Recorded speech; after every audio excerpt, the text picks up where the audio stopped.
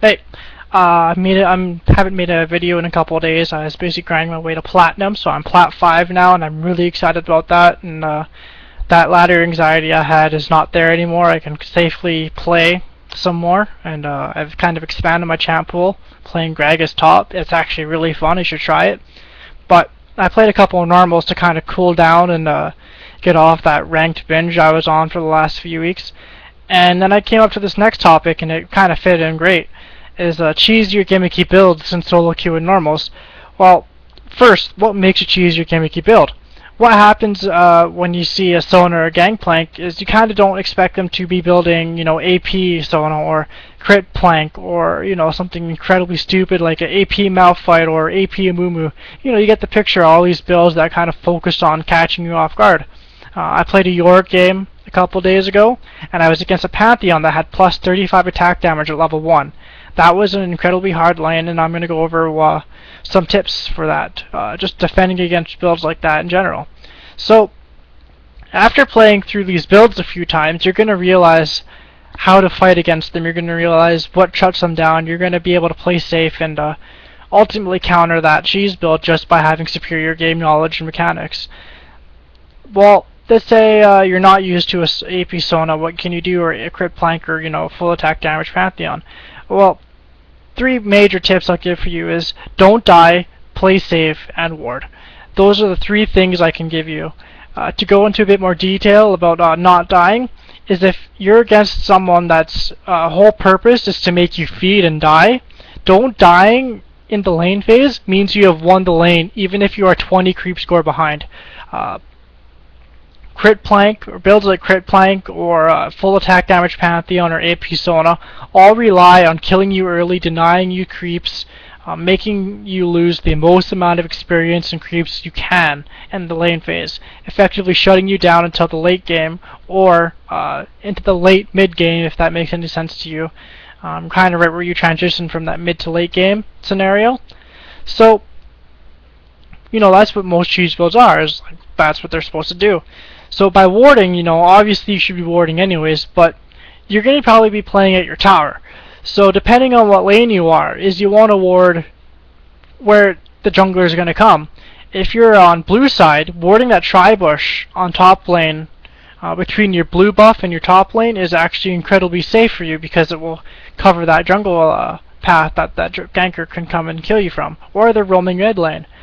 You can also ward the side bushes on the lane, so playing that kind of safe.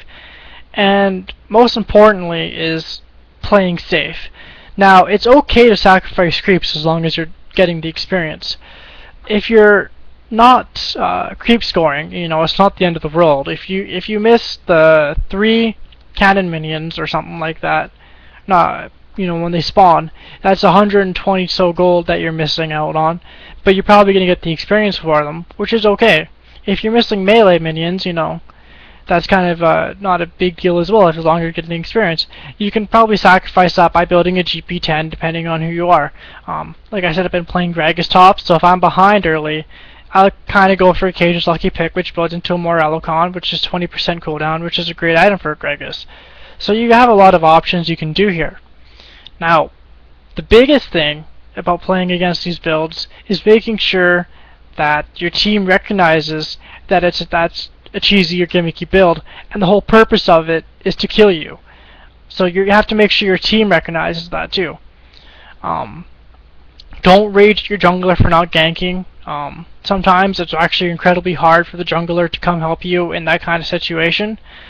When I'm talking about the AP Sona game I was playing against, I was jungle Nunu, practicing it just in case it was left open for ranked, and I wanted to gank bot so they could get back into the game.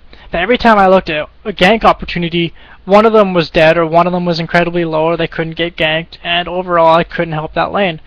So make sure that you can open up these gank opportunities for your jungler. Make sure you can ensure that your lane won't die as much as it does. That's kind of the biggest tip I can give you. Oh, sorry. I kind of yawned there, but whatever. We'll move on. Couple more tips I'll give you. Just to recap here is opening up gank opportunities is probably your biggest thing you can do to help your lane move on.